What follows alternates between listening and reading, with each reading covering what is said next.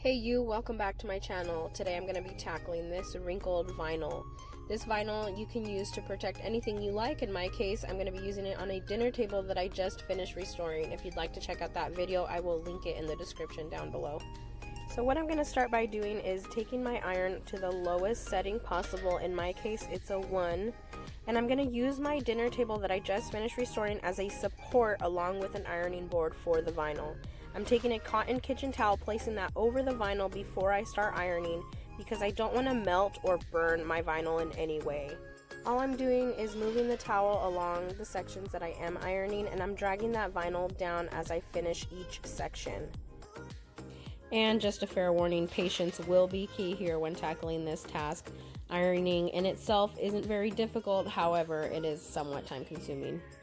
So I didn't want my vinyl to drag, and before it touched the ground, I went ahead and rotated it so that I could start ironing the other half of the vinyl. Now I'm going to continue ironing just as I have been with my cotton towel until I have finished the entire piece of vinyl.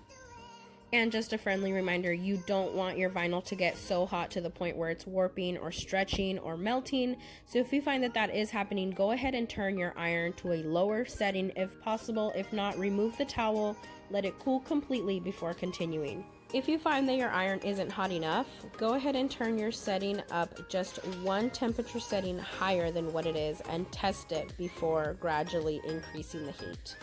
And I have one small section left to iron. I am almost done. But before I do that, I just wanted to show you a quick comparison of what I started with versus what I've already ironed. So here you can see all the wrinkles that I started with.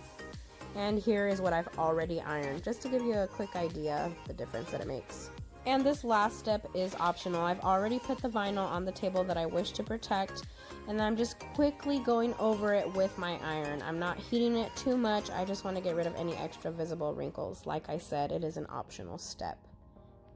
And here it is, the completed look, the final product all ironed out. Very happy with how it came out. I mean, granted, it's not perfect. This vinyl had been stored away for about 2 years, but compared to what we started with, it has come a long way. I really hope that you enjoyed watching this video as much as I enjoyed making it, and see ya on the next one.